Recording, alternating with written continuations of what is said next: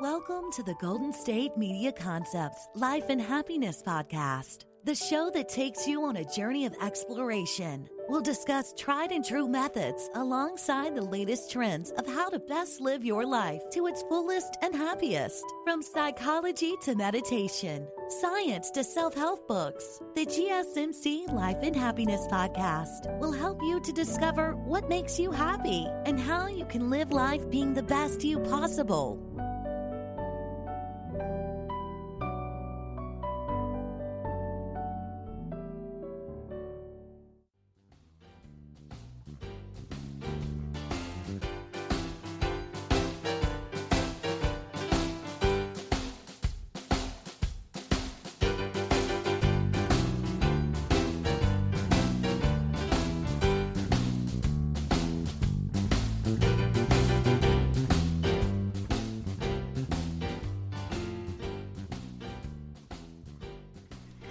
Thank you for tuning in to the GSMC Life and Happiness Podcast, brought to you by the GSMC Podcast Network. I am your host, Jordan Hall. Hello, everyone. How's everybody doing? I'm actually feeling a lot better than I was last week, but I'm still super tired because I was just at school. I was doing homework. I was doing tests and stuff, but I'm definitely much happier and I'm so ready to take on this podcast because I think this is one of the most unique podcasts I've ever done. I tried stepping out of my comfort zone and choosing topics that I haven't really dabbled in yet. And I tried to reach further than just, family. I tried to reach out to different age groups, like toddlers, like anybody with OCD, which I actually have. I try to tackle some topics that are related to OCD, and I'm trying to do more stuff on best friends too, because best friends we need them in our life. We can't not have them because you feel like something's missing. You feel like there's an asset of your life that's missing if you don't have a friend. So I'm very excited to get into this podcast. So today, I will be talking about tips on how to improve your OCD, some oddly satisfying things that make us happy, lots of toys that can improve intelligence in babies, and if you stick around to the end of the show, I will give you my top 10 list of amazing qualities that I see in a good friend. So let's get to the good stuff. Let's start out serious, though, because this topic that I'm talking about for segment 1 is kind of serious and it relates to me. So I will be talking about tips on how to improve OCD and the compulsions that come with it. So OCD, I can actually give you the definition of OCD since I have it. OCD is a disorder or something in the brain where you commit a series of random actions, whether it be thoughts in your head, tapping an object, or any series of rituals where you have to do it over and over again until you're satisfied with that ritual and you don't have to do it again, if that makes sense. That's the easiest way I can put it, is a series of rituals until you feel satisfied. Kind of like washing your hands until you feel satisfied that all the germs are gone, checking the locks on your doors to make sure that you're safe in your house, anything like that. So that's basically what OCD is. And I found a website called iocdf.org, and it's expert opinions with 25 tips for succeeding in your OCD treatment. Basically how to prevent it from happening. And when it does happen, how can you control it? Because there's ways you can control it. You may seem like you feel out of control at times, but there are ways to help you manage it so you can live your life efficiently. So the first one is always expect the unexpected. You can have an obsessive thought at any time, whether it be at school if you're nervous for a test and you have to do this ritual in order to, pass the test. Or don't be surprised when old or new ones even occur. Don't let it throw you. Don't let it affect your daily life. Don't let it affect anything that you have to do in life, whether it be, again, homework, or if you have a test, or if you have a game coming up, like a basketball game. I don't know, anything that's big in life. Don't let it affect it. Be prepared to use your therapy tools at any time and in any place. Because same with me, I see a therapist for my OCD, and she's given me like many tools that I can use in order to like get rid of the OCD compulsions. And it might happen at any time. It's not planned. It's not like, oh, at 8 o'clock, I'll have this compulsion, or, oh, at 7 o'clock, I'll have this compulsion. But if you actually train your brain to have timed compulsions, then I guess it's possible, but don't do that. I don't recommend timing your compulsions or even having compulsions in general. But usually they're not timed, and you should be prepared at any random moment. So be sure to, when you know the OCD problem is happening, use your tools right away. Don't avoid it. Don't push it to the back of your mind. Avoiding it does not help. If new thoughts appear, be sure to tell your therapist so you can keep them informed. Yes, it doesn't even matter if it's like similar to the other thoughts. You got to let her know about anything that's going on. But if it's the same thought, don't talk to her about the exact same thing. Or if your therapist is a him. But like, it doesn't matter. If it's the same type of thoughts, don't tell your therapist, just use the tools. But if it's something completely new or kind of associated with the other thoughts, like, but it's kind of new, if that makes sense, then tell her. If it's like similar to the old ones, but just in a different variation, which has happened to me, you could tell your therapist. It has to be new though, like old, but with some new stuff added to it, if that makes sense. It's kind of like if you order ice cream, but instead you order ice cream with sprinkles. Then you could tell your therapist about the ice cream with sprinkles, not the old ice cream that you had, if that makes sense. I think I over-explained myself with this one, but anyway. Be willing to accept the risk. Yes, that's another thing. You got to accept what you have. You can't just ignore the fact that you have OCD. You can't just continue your life like normal. That's not how it works. You got to embrace what you have. You got to accept what you have, and then accept the risks that come with it. Risk is an integral part of life, and as such, it cannot be completely gotten rid of. Is that the word? It cannot be completely gotten rid of. It can't be getting rid of. Remember that not recovering is the biggest risk of all, and I have had experience with that. Oh my God. Not recovering is detrimental to your mental health. You need to get help right away if you're having problems. So just keep that in mind. So just remember to get help. If you're in need of any dire help, go to your therapist. That's what I say. All right. So the next one is never seek reassurance from yourself or others. Oh my God, I suffer with this one. Like whenever I have a burning question that is associated with an OCD issue, I need reassurance. The thing is, I shouldn't need it, but my OCD is telling me that I need it, which is not good. You have to tell your OCD, no, you shouldn't ask for reassurance because it just feeds the OCD. Like it might give you, so for example, if I, say, oh my God, if I drink contaminated, hold on, I'm trying to think of a good example. Oh no, like I put a rotten apple inside my lunch bag and it touched my other food, and now the rest of my food is like spoiled or something. I don't know. That's the only example I can think of. And then you have to reassure yourself and tell your mom, am I going to die if I eat? Because that's exaggerating. Yeah, it's gross if you eat it, but you're not going to die. So if you ask your mom, like, asking for reassurance, Mom, am I going to die because my rotten apple slightly touched my bread or something? And by not asking her, it's not feeding the OCD. If you ask her, she'll be like, oh, honey, it's okay, blah, blah, blah. And it'll temporarily feed your OCD. And then, yeah, you'll feel better, but then the problem will happen again, where you find another rotten food in your lunch bag, and then you're going to ask your mom again. So don't ask for reassurance. That's the only example I can think of.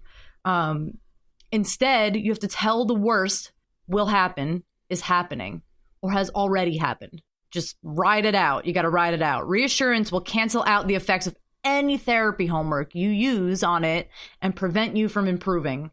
Yep. Reassurance seeking is a compulsion, no matter how you may try to justify it. And that's part of the OCD. Like, Reassurance seeking is a compulsion itself. It's like a compulsion of the compulsion. It's like a double compulsion. Like you're already having a compulsion on top of that compulsion. So it's like so hard to deal with. Oh my God. No, I don't like this one though, but I guess it helps. Always try to agree with all the obsessive thoughts.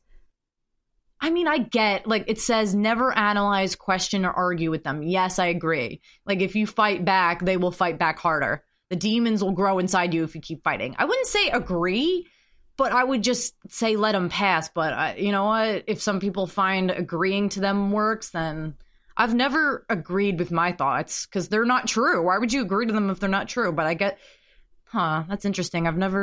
The questions they raise are not real questions and there are no real answers to them. So then why agree with them though? If that makes sense. I've never heard of this. Try not to get too detailed when agreeing. Simply say, yes, the thoughts are true and real. But why? That's like counterproductive, but okay. I'm sorry if I'm arguing with them, but it's just, I have OCD and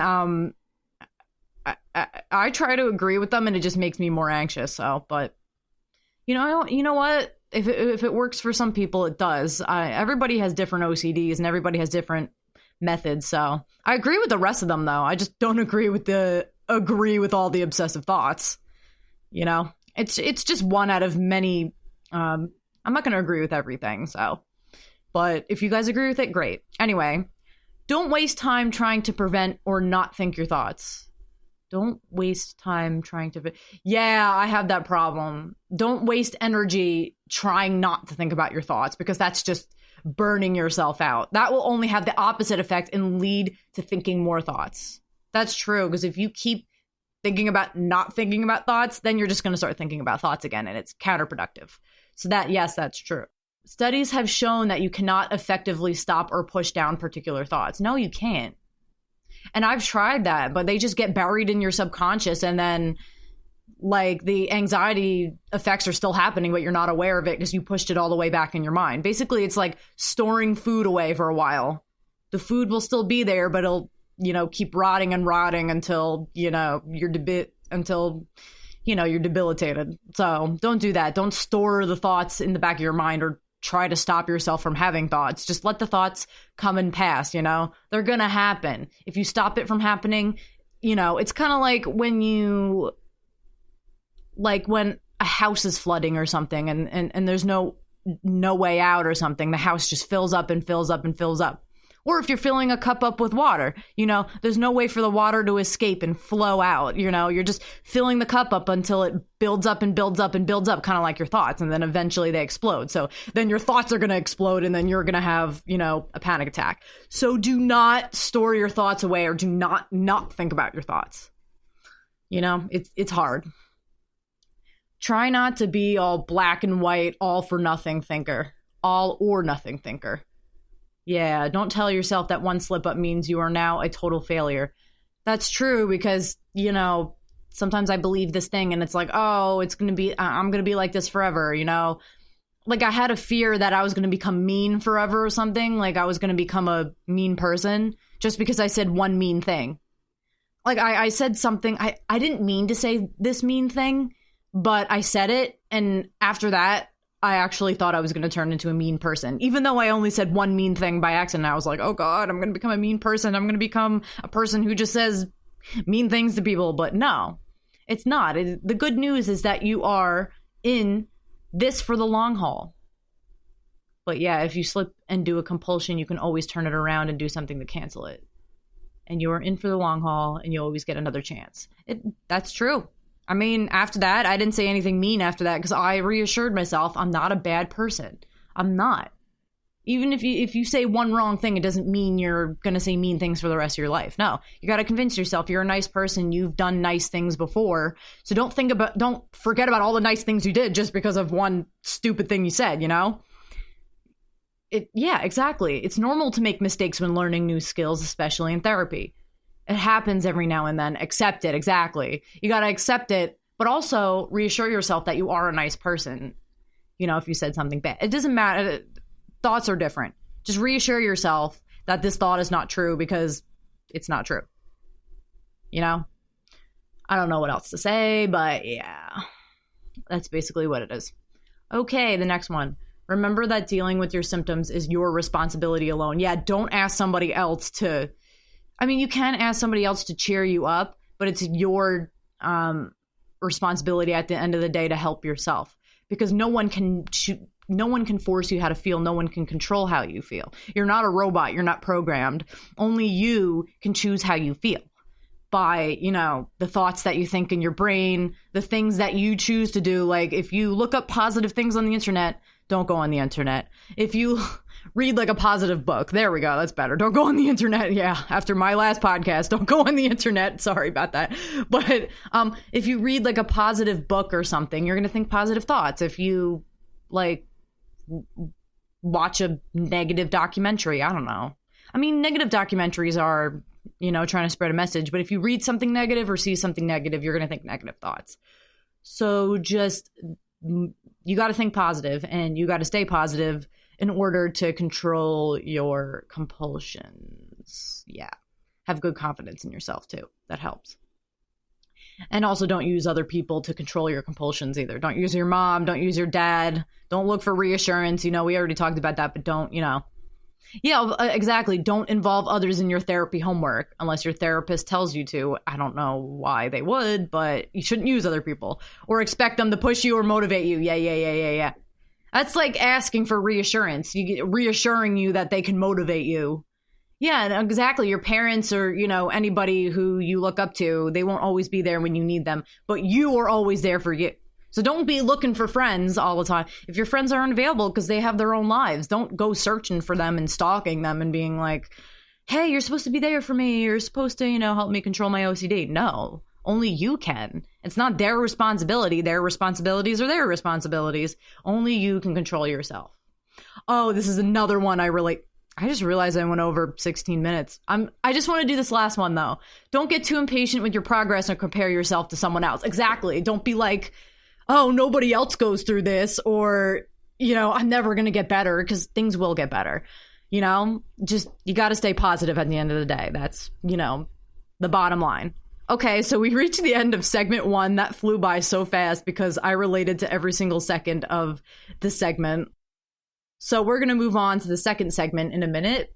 Up next, I will be talking about some oddly satisfying things that make us happy. We will be back.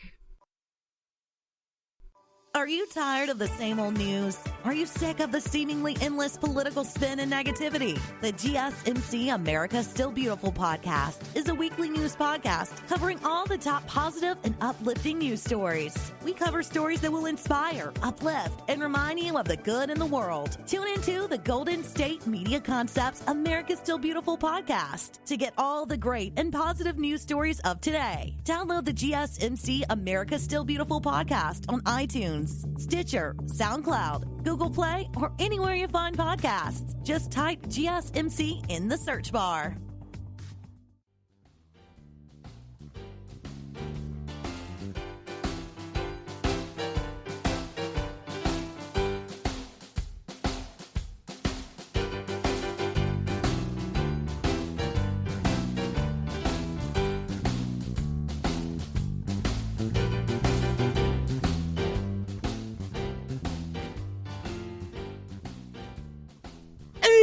What's going on? We're back for another podcast. Sorry for yelling, but I just wanted to get all that energy out because dang, I've been just holding that energy in all day. But we are back with another podcast.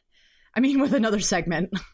So for this segment, we're going to be talking about, last segment, we were talking about tips on how to improve OCD. And it's very important because not a lot of people know about OCD, and I felt like that was a great way to spread the message.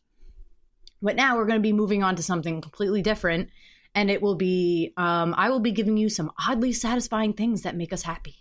Yeah, there's some things that people just like to touch or people like to watch in order for their eyes to go, oh my God, that's so satisfying, That fills them up with this, anticipation of like, why is this so fascinating? And I don't even know why people like these, like on the internet, there's these like satisfying videos. Like, I'm sorry, I'm saying like again. I just realized that. My bad. It's a bad habit that I need to, get rid of. And the thing too. But anyway, so let's look at some of those satisfying things now. I actually stumbled across a website like I always do. It's called Research. I do it for every podcast. And oh my God, it's like a list of so many satisfying things that people like to watch to soothe their perfectionist souls. And I, for one, am a perfectionist because I actually want this podcast to be perfect. I just want to do good, All right, so let's get to number 1 of the most satisfying images on this website. So there's probably a lot of images on here. And it's on a website called boredpanda.com. And I came up with this amazing idea off recording. Off recording, I came up with this, actually. So I'm gonna describe each image for you in great detail, so you can try to picture it in your brains. Okay, so I'm trying to find a really good image to describe. Okay, so I'm gonna do this one. I'm not gonna say what the name of the image is, but I'm gonna describe it to you so you can feel these warm feelings. You can feel satisfied as I describe these images to you. Picture a dark-haired cat, but not completely dark. Just a nice sandy gray, a nice sand beach gray. And it has a leopard pelt. It has individual dark circles lined up individually on its pelt. And this cat is curled up in a U position, upside down, on a nice leather, smooth, brown couch. And it's sunk right into the couch in this upside down U position. And the arms of this cat are completely wrapped around another cat, and it's white. It's a white cat, a white, bright paper white cat, also with a leopard pelt. And this white cat's arms are also coddled around this other gray, darker cat. And the tail of the darker cat is nestled around the white cat's neck, kind of like a safety blanket, keeping this cat nice and warm and safe in its fuzzy arms and its fuzzy striped tail. It's kind of striped like a candy cane, except it's a grayscale candy cane. These two cats are in love, either as friends or lovers.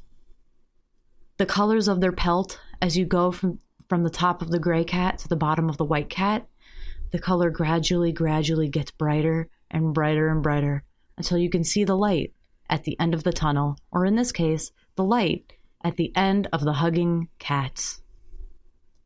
And it leaves a nice grayscale to white gradient. It's beautiful. It's kind of like a grayscale sunset. So I'm glad I was able to describe this picture for you. That's my amazing description of this picture that's called Perfectly Cozy Curled Up Cats. That's what the image is. And if you typed that in like Google image search, or if you go to boredpanda.com and type in perfectly cozy curled up cats, you will find that image and you will figure out why I even described that to you. So it's adorable. You need to, look at it. So let's do the next one. It's, I'm not going to say what it is, but let me give you a hint. It's the image that comes directly after the cats one. If you're actually on the website, I'll give you a hint. It's the picture that comes after that one. It's like a list of satisfying images, and I'm describing the images in detailed words. So let's do the next one. So you have two fingers, right? Your pointer finger and your thumb. That's all that shows in the image is two index fingers. And the camera zooming in until you can see the individual lines of your fingers, each engraving, each imprint of your fingerprint, as if you were, you can scan your identity with, these individual lines. But these individual lines make up, who you are, and they're unique. So picture these nice stripes, these tiny little lines in your fingers, and your fingernail too. It's zoomed in all the way in so you can see all the details of your fingers. And your fingers are lightly pinching a dark gray, fuzzy, again, zoomed all the way in so you can see the individual details of a nice gray, fuzzy piece of cloth. Or a fuzzy, it might be a coat, it might be a, handkerchief, you never know. And it's zoomed in all the way in so you can see the individual collection of white hairs that are stuck to this jacket. They're all fuzzy. It's just a bunch of fuzzy hair that is collected on to the jacket. And oh my God, wait, is that a dot of white on the jacket? Wait, zoom all the way in. Zoom. Keep zooming in. Wait, it's a white dot? It's a white blurry dot. Wait, no. It's a octagon?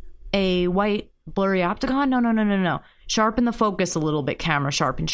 Oh no, it's a snowflake, a tiny little snowflake that lay atop the cloth. Oh my God, it's so tiny. It's like a tiny white little dot that's lost in this giant, dark, scary, but fuzzy jacket. It's a tiny little innocent snowflake atop your fuzzy jacket.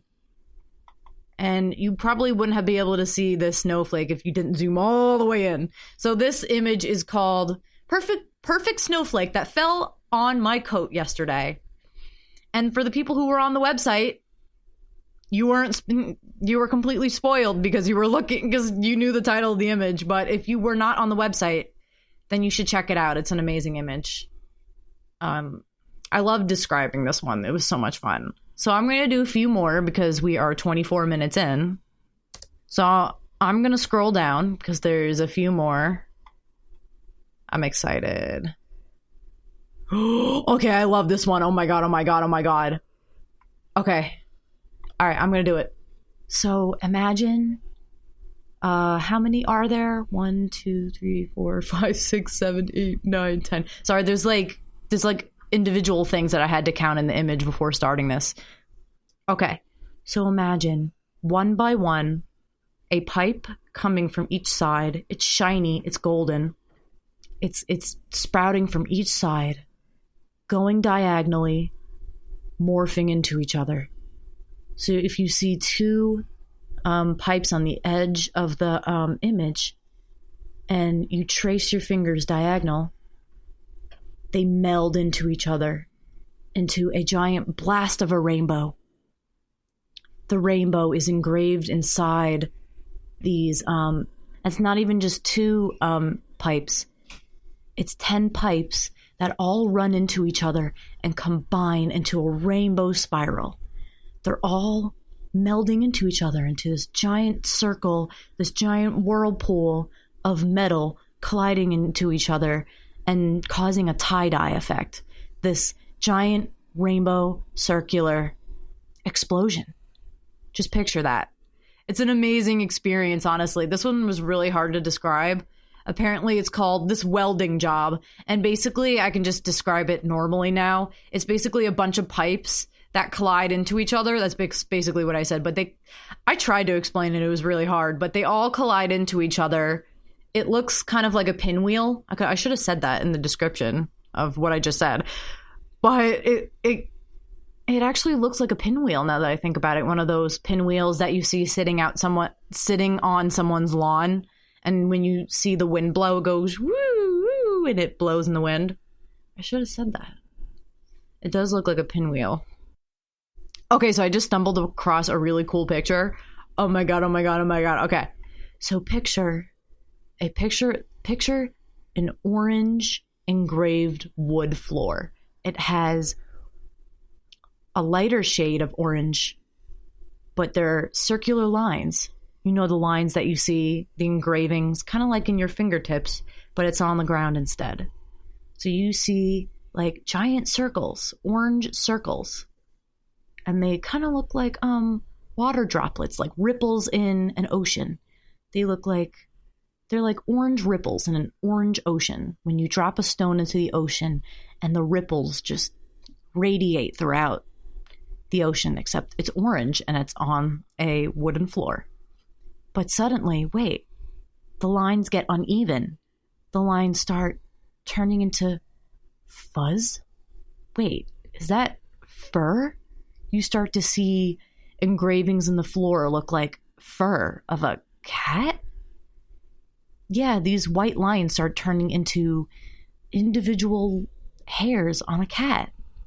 And then it morphs into cat ears. And they start swirling around and swirling and forming a tail and swarming and forming a body made of fur, orange fur. And it perfectly blends into the ripples of the ocean. It's like the cat of the ocean. And the stripes go up to their head and it goes up their ears until you see just a fuzzy cat that blends into an orange. That's basically what it is. It's like you can see a cat blending into an orange floor. That's what I was trying to describe. The picture is called The Way This Cat Blends Into the Wood. You need to see it. It's so cool. It's like an optical illusion. And like you can see the individual lines of I really tried to describe this in improv. It was really hard, but it's like a cat that morphs into the ground. Oh, I just saw another one that looks perfect, but I can't do it because we're running out of time. So that concludes this segment 2. Oopsie. Sorry. We're reaching the end of this segment and we got to move on now. Sorry. So up next, I'll be talking about lots of toys that can improve intelligence in babies. We will be back. Tired of searching the vast jungle of podcasts? Now listen close and hear this out. There's a podcast network that covers just about everything that you've been searching. Hey! The Golden State Media Concepts Podcast Network is here. Nothing less than a podcast bliss with endless hours of podcast coverage. From news, sports, music, fashion, cooking, entertainment, fantasy, football, and so much more. So stop lurking around and go straight out to the Golden State Media Concepts Podcast Network. Guaranteed to fill that podcast itch. Whatever it may be. Visit us at www.gsmcpodcast.com. Follow us on Facebook and Twitter and download us on iTunes, SoundCloud, and Google Play.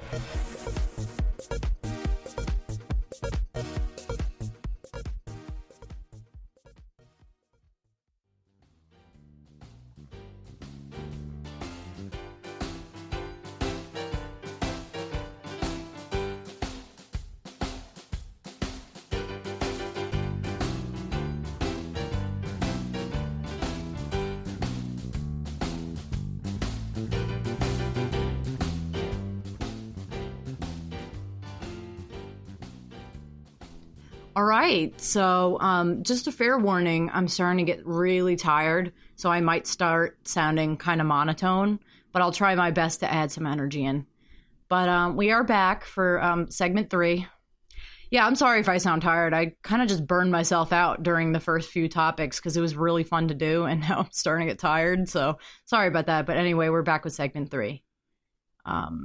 So we just talked about some oddly satisfying things that make us happy. That's what I burnt myself out on. So if you want to go back to that and, hear me with energy, that's fine. But I'm going to be kind of monotone for this one. But anyway, now I will be talking about lots of toys that can improve intelligence in babies. And we are going to look at some of those toys right now once I get to the website. Okay, so I'm on this website called raisessmartkid.com. And the title is 19 plus best smart toys for baby development 2021, 1 year old and below. It's interesting because it's not above 1 year old. A 2-year-old can't have it. It says early stimulation from playing with toys boosts brain development. You want a smart baby. You don't want a dumb baby. A baby's brain is very plastic. As he or she goes through his first year or her year, some synapses, I'm reading this off the website, by the way, and kind of paraphrasing it. Some synapses in his brain are strengthened while others disappear, suggesting that your baby should be stimulated in what you want him or her to be good at in his or her development stage, like walking. You want to keep your baby smart. Again, we don't want a dumb baby. I'm just kidding. All babies are the same, basically. You know, all they know is how to eat, drink, you know. But if you can help them with some advanced toys, that would be great. The best toys for your baby are those that stimulate his 5 senses. Or her. I'm just going to keep saying his because it doesn't really matter about gender. But yeah, these 5 senses. His sight, hearing, touch, and smell. Give him toys that give him experiences of colors, textures, sound, and smell. Kind of like the last thing that I was talking about. That had a lot of colors and textures. Except that was for older people. But yeah, sounds cool. This helps his senses develop and become keen and accurate. So let's actually get to the toys now because I don't want to read the entire thing. But I get it. Let's look at some toys that will help the baby become smarter before the brain even develops. Oh, I love this. The toy is you. One of the toys can be you. Or like you can be the tool to help the baby become smarter. You can make sounds by clapping your hands and snapping your fingers, sing to him and rock him, make funny faces. You are his best toy ever. That's adorable. Oh my God. I might use this for when I have kids because I'm planning on it. So this is some good early tips. So thanks, website. Also, a good toy is small, bright colored toys hanging across his crib. Kind of reminds me of a mobile. Yeah, like some small objects you can hang above the crib. Sounds like a good idea. A small mirror for him to visually focus and track himself. This is interesting, although he won't recognize himself until he's around 15 months old. That's interesting. I don't think I knew what I looked like when I was a newborn, so I guess that's fair. Make sure that the mirror is safe and won't injure. A drawing of a face. Babies instinctively love human faces more than any other visual object. That's very interesting. Because whenever I come in front of a baby, babies laugh for some reason. I mean, is my face funny or something? Or maybe they just genuinely, enjoy human faces. That's very interesting, actually. I don't know why I keep saying mobile. A mobile with colorful objects that stimulate vision. Yeah, I was just talking about mobiles, actually. It reminds me of the small bright colored toys hanging across his crib. Or that's not hanging above, it's hanging across. Okay, yeah, there's the difference. Yeah, mobiles are cute. I like mobiles. I don't even remember my first mobile. I wonder what it had on it. I have to ask my mom. Okay, so this. Gentle music from a CD or a streaming source. I mean, it is the modern day. I guess we have to start using streaming sources. But yeah, any calming music, you just got to look up waterfall noises or crickets chirping. Yeah, you should do that. It depends on the time of day too. You can do a rooster noise. No, roosters aren't cheerful. You should do birds chirping in the morning, birds singing melodies, or even Snow White singing with the birds. And then at night you can do crickets chirping. That's perfect. Anything cheerful and calming. Love that. So these are kind of tools, not toys, but these are good ideas, honestly. Okay. A bright colored ball, a hanky, a ribbon, etc., which you can hold in front of your baby so he can track it with his eye.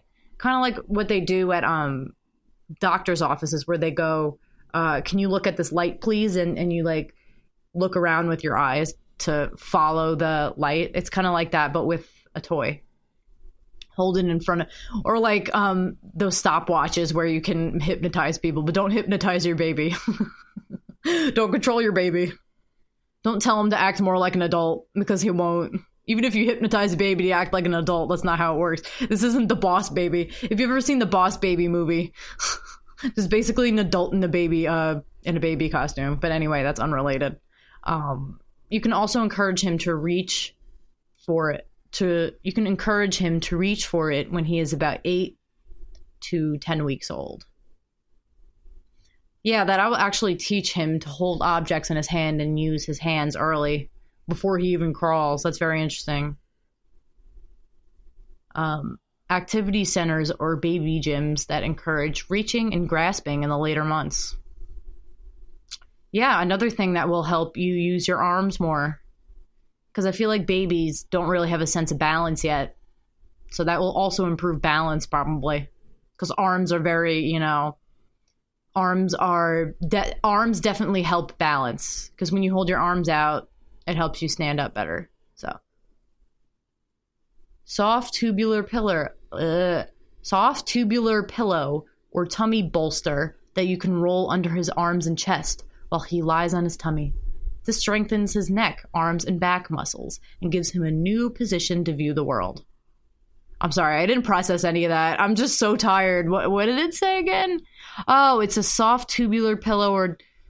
Yeah, I mean, my mom needs something like that. No offense to her at all, but she also needs something like that for her neck. So I get it. Like, it's more comfortable and it helps you improve your posture. So I guess babies need that too because they don't really know how to hold themselves up yet. They need something to boost their posture and their sitting position. So yeah, that's interesting. Bright colored blocks. I mean, that's self-explanatory. Everybody loves bright colored things, I'm attracted to like bright lights on a Christmas tree. So yeah, that makes sense. Safe household objects that your 3 to 6 month-year-old baby can explore with his touch, like spoons, cups, bowls, etc. I don't know. I don't know. I kind of think that's a safety hazard because what if they like choke on it? Like spoons. I don't know about bowls. Bowls are too big to like fit in your throat. So I guess cups and bowls are okay, but I don't know about spoons. I feel like babies could choke on those if they're not careful. But if you trust your baby, no. Yeah, that's not a good idea. But anything other than that, like big objects are fine because it's not like they can fit in their throat. So, yeah. Anyway, for babies 6 to 12 months old, here we go. Here's another list. Plastic or rubber animals or dolls that can be washed. I mean, especially if you love the smell of rubber. I love the smell of rubber. Oh my God. When I was younger, I used to sniff. Like I was young. I wasn't like 6 months old. I'm pretty sure I did it when I was 6 months old too, but I don't remember. But I used to like, this is so dumb. I used to like sniff the erasers on pencils because I just loved the smell of rubber. Like just the raw smell of a new eraser. It just smelled like heaven for some reason. It's kind of like almost as good as homemade cookies. I'm serious. Like it's such an amazing smell that it sends me to freaking heaven. Oh my God. And again, I feel like me saying this is related to the podcast because it made me feel happy. So, But yeah, I get rubber toys. I mean, I would mostly use them to smell because I loved smelling weird things when I was younger. So yeah. Push or pull toys that allow your baby to create movement. Yeah, I mean, again, that would help you with your arms, and also might help you develop muscle too. Muscle tone. Big plastic blocks. Yeah, that definitely helps. Especially like the bright ones. The bright ones are definitely interesting. Push or pull toys that allow your baby to create movement. Cool. I mean, that involves moving your arms, right? That gives your baby more muscles on your arms. So yeah, that's cool. Big plastic blocks. Again, it's kind of similar to the bright colored blocks, except it's not bright. They're just plastic. So, I mean, as long as, again, your baby doesn't swallow it or, do anything bad with it, it all works out. Musical toys or toys that generate sounds when pressed. I love those type of toys because when I was younger, I used to be around those toys a lot. That's actually how I got into music. I had the xylophone when I was younger. I was like a newborn and I was playing Twinkle Twinkle Little Star on the xylophone, and I was very musical back then, and that's actually how I started to love music. My parents were like, oh my God, a newborn is actually playing that song, and I'm just using my tiny little dainty fingers and playing the xylophone, and that's how people get started loving music, because smart toys like that have sounds, babies' ears are attracted to any sound. It doesn't matter what it is, like a dog barking or a doorbell ringing, anything like that. So if your baby hears music and it likes the sound of it, your baby might be a musician. Okay. Empty cardboard boxes for crawling games. I mean, that's interesting because it helps your baby be able to walk in the future. So if you're practicing crawling, then that's the next step onto walking. So yeah, that sounds like a very great idea. big Lego toys. I mean, they're too big to swallow, right? So, yeah. I mean, cool. Shape sorters or nesting cups that teach your child about sizes and the concept of object permanence. I mean, when you're younger, you don't really know what distance is. So if somebody's in your face, you won't know, and you won't be like, hey, get out of my face, personal space. So, I mean, if this will teach your baby what distance is, then I'm all here for it. Stuffed animals. This one hits very close to home because when I was younger, I used to have, ever since I was like a newborn to up until I was 13, I had this bunny, and I don't remember what its name was. I think her name was Annie or something. She was like this giant tall rabbit with really long legs. Yeah, her legs were really long, and she had a tutu, and it was like a ballerina, and I always slept with this bunny every night, and it was like a source of security for me at night. I always slept with this bunny, and I felt safe whenever I felt like somebody would rob our house, and I felt like that this stuffed animal would protect me from any dangers, and I felt very safe with it. So if you have a stuffed animal, this will definitely provide security for your baby, or, even a 13-year-old. It doesn't matter how old you are. You will find a sense of security, and that's why I felt very safe when I was a young child, because your parents might not be there. Your parents don't always sleep with you, right? You might end up getting your own room one day. So if you have like a stuffed animal companion, it helps because it, again, offers as a companion too. Even if you're feeling lonely, it helps to fill that void, All right, so that was it. That was segment 3. I almost said segment 4 for some reason. But yeah, that was segment 3. I had a lot of fun talking about this segment, but now we shall move on to the next segment, which is I will be giving you my top 10 list of amazing qualities that I see in a good friend. We will be back. The Golden State Media Concepts Travel Podcast, the show that gives you advice on everything travel. We explore places you've always wanted to go, as well as giving tips for traveling in those places. We'll give you advice on the best sites for travel tips, information, and discounts. Join us as we travel the world, explore cultures, and meet new people. The Golden State Media Concepts Travel Podcast has got you covered. Download the GSMC Travel Podcast on iTunes, Stitcher, SoundCloud, Google Play, or anywhere you find podcasts. Just type GSMC in the search bar.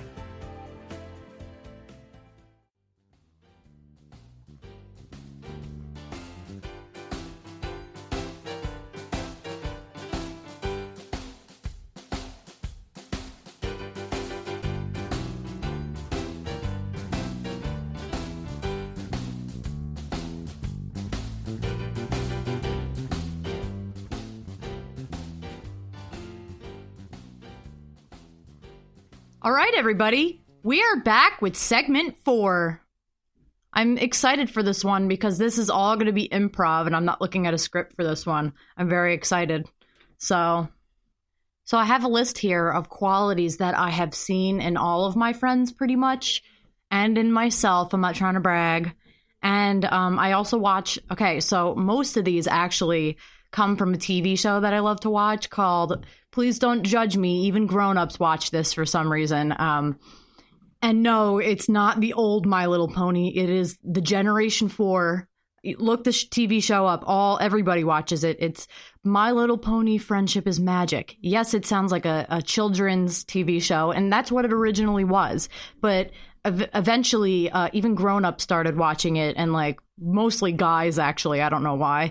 But it became a family show, actually. So now anybody can watch it. And it really teaches you a lot of lessons about friendship. And honestly, that is why I did this segment today, is because this TV show means a lot to me. And it teaches you that friendship is the most important magic of all. Hence the name Magic is Friendship. I mean, friendship is magic, but magic is friendship too. So, but anyway, yeah. So this show revolves around, 5 ponies who are all completely different.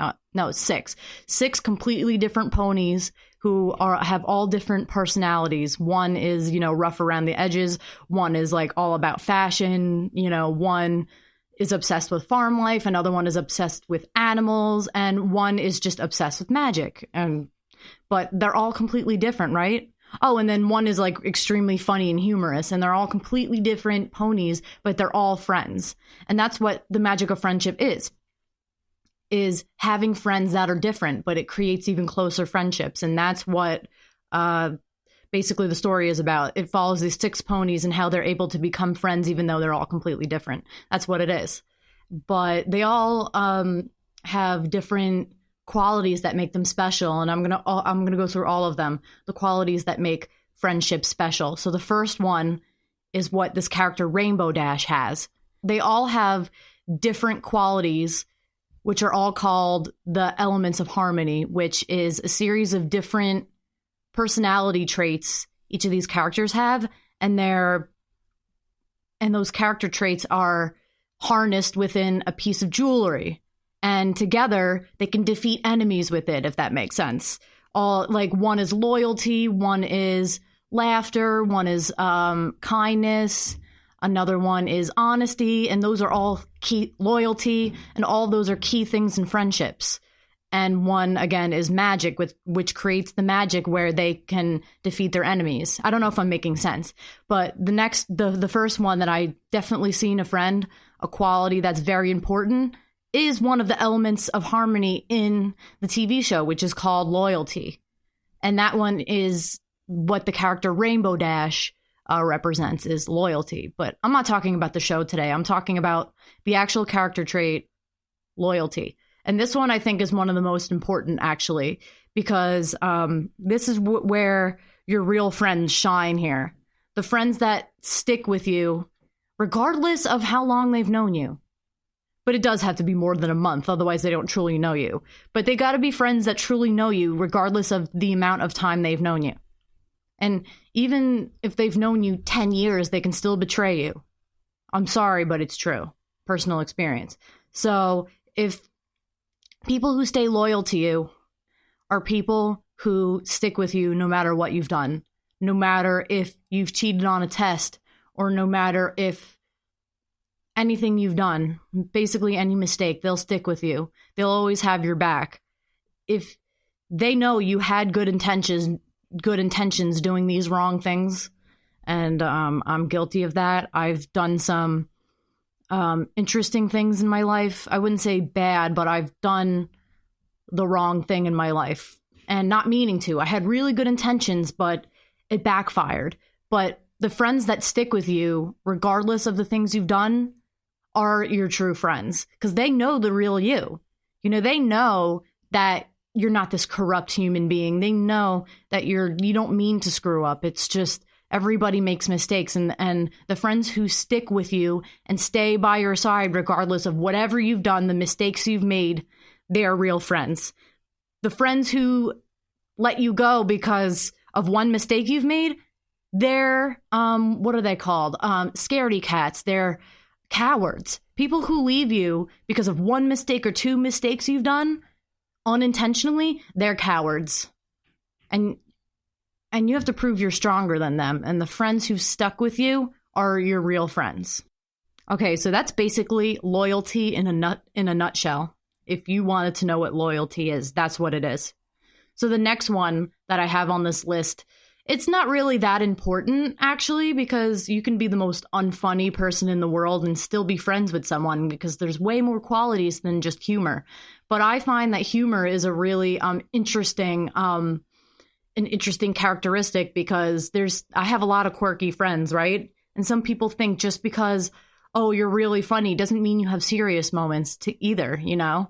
But I think humor is a very underrated one, because it shows that you have character. It shows that that you don't take life that seriously. You can't be too serious either. You can't live life black and white, you know? You can just be like, oh, you know, life sucks. You can't be melancholic either. Like, oh, life sucks. Oh, life is never going my way. You got to think positive. All these character traits that are on here are positive traits, but you can't just not laugh. You don't have to be funny. Here's a better word. Laughter. Laughter is a key element in friendships, because you can't not laugh, you know? Just laugh at yourself. Just look in the mirror and laugh at yourself. You don't take life so seriously. Do things with your friends that would make you laugh. Watch a funny movie, because laughter is one of the best medicines on earth. You don't have to be a funny person in order to laugh. So I kind of wrote this characteristic wrong. I wrote it as humor, but I really meant laughter. I really meant like laughter, smiling, just laugh, you know? It fills you up with amazing chemicals. I think it fills you up with like a mixture of endorphins, serotonin, you know, all those good chemicals. Just laugh. It makes your day so much better. It makes your day brighter. And laugh with a friend. You can't laugh alone. Just laugh together. You know, look up funny pictures on the internet. Look up funny memes. Look up funny anything. And just laugh with your friend. It makes an amazing time. And actually, this is one of the elements in My Little Pony, actually, is the character Pinkie Pie laughs a lot. She's a very silly pony, but that doesn't mean she doesn't take life seriously either. And she has the element of laughter. So that's why I put that on there, because laughter is a key element, and it's what makes the world go round, honestly. So another one is I put it as friendliness, but I really meant kindness, now that I'm thinking about it. It's the character is named Fluttershy in the show, and she possesses the element kindness. So yeah, another key element in friendship is kindness. Don't treat your friend like crap. That's not nice. You got to treat your friend nicely, because they're there for you. You know, if they're a friend to you, you got to be a friend to them. Not just because you owe them or they owe you. That's not what it's about. It's not an eye for an eye thing.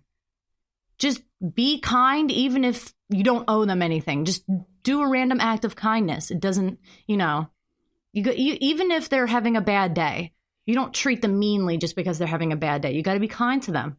Lend them your support, too. Be nice, be kind. It's not that hard. Being kind means opening the door for someone if somebody comes by. It doesn't matter if they're a stranger or not. Maybe they're having a bad day and you need to cheer them up somehow. So just simply open the door for someone. And if somebody is a close friend of yours, I actually do this. Send them a sweet message or a sweet text or something. If you have a significant other, just tell your significant other that you love them. Out of nowhere. Do it out of nowhere. Just do random acts of kindness. And that's where unexpected kindness is the best kindness, because you're not doing it because you owe them. You're not doing it because, you know, it's your duty to be nice to them. You're doing it because you want to see them smile. Also, I do this and people find it creepy, and I get it, but just walk in the street or something and see people and smile at them. I do that at school. I just walk, and if they happen to catch my eye, I smile. And I honestly, I just say hi. I'm like, hi. And they're like, hi back. And then that's it. Like, I'm not being creepy. It's just, don't stare at them until they answer you. If they don't answer you, they don't answer you. Not everybody has to do that, but just a simple smile can make somebody's day.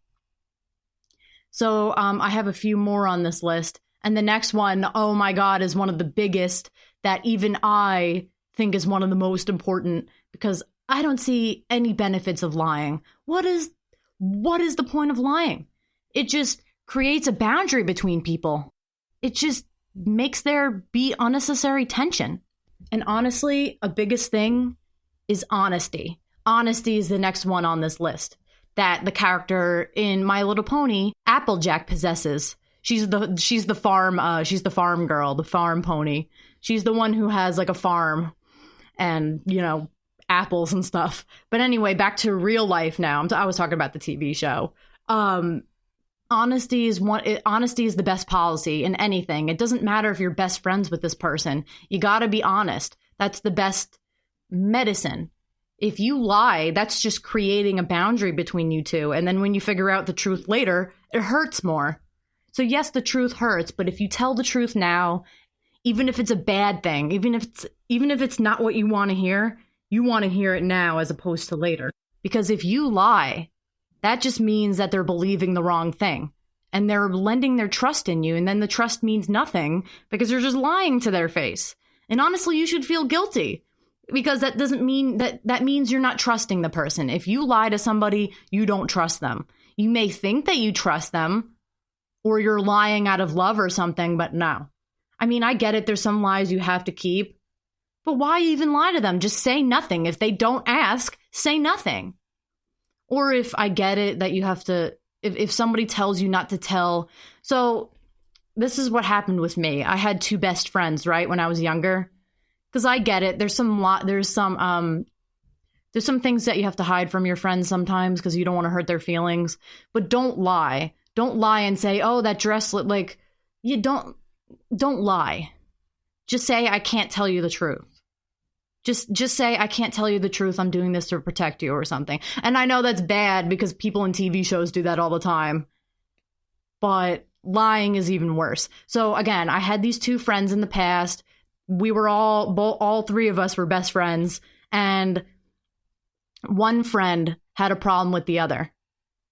And then the other friend had a problem with the other friend as well. Like both of my friends had problems with each other and neither of them knew it.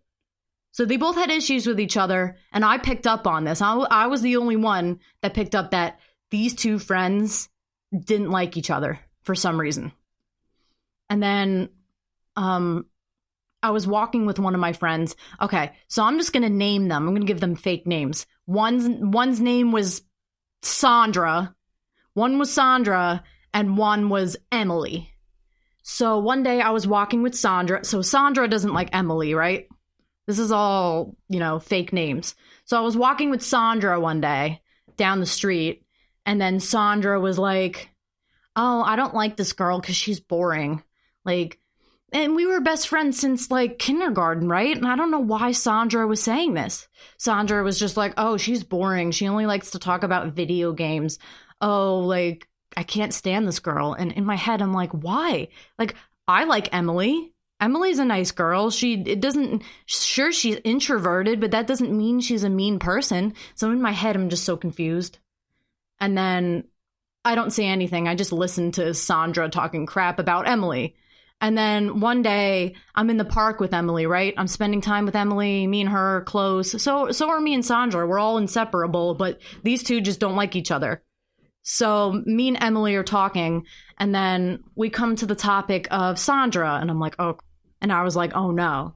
So I start nervously sweating and sweating and sweating. I shouldn't even have showed signs that Sandra was talking bad about Emily because Emily started saying bad things about Sandra, and I'm like, oh God, Sandra doesn't like you either. In my head, I'm like, Sandra doesn't like you either, but I shouldn't say anything. So I was getting so nervous that Emily was talking about Sandra.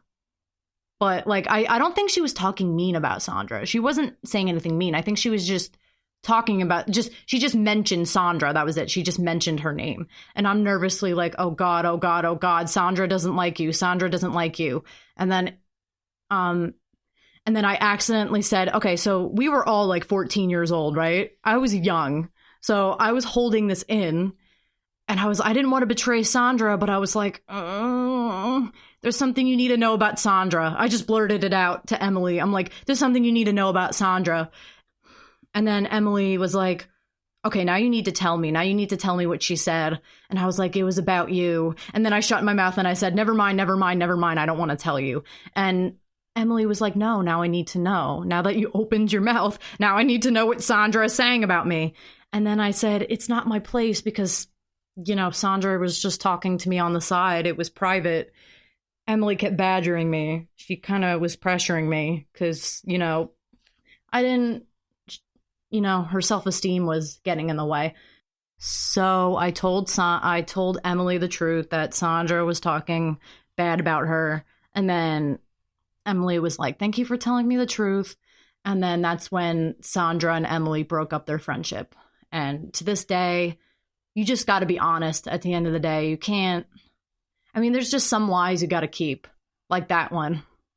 That one wasn't really a lie. I wasn't really lying, but if people pressure you for the truth, that's different. But at the end of the day, honesty is the best policy. So that was a terrible example. I apologize, guys, but there's just some lies you got to keep or to protect yourself. But anyway, that's the end of segment 4. We're wrapping up now. I loved talking about all of this stuff with you guys. I really tried to pick something unique and out there. And I really had fun looking up these topics, and I really hope you enjoyed it. I hope everyone has a lovely day, and please always remember to smile.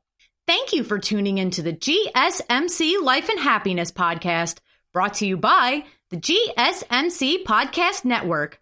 I would like to ask that you please remember to subscribe to the show and write a nice review that really helps us. Also, if you could please follow us on Facebook, Twitter, and Instagram. Thank you. You've been listening to the Golden State Media Concepts Life and Happiness Podcast, part of the GSMC Podcast Network. You can find the show and others like it at www.gsmcpodcast.com. Download our podcasts on iTunes, Stitcher, SoundCloud, Google Play, or anywhere you find podcasts. Just type in GSMC to find all of our shows. From the GSMC Podcast Network, from sex and relationships to health and wellness, life and happiness, and even weird news. You can also follow us on Twitter and Facebook. Thank you, and we hope you have enjoyed today's episode of the Golden State Media Concepts Life and Happiness Podcast.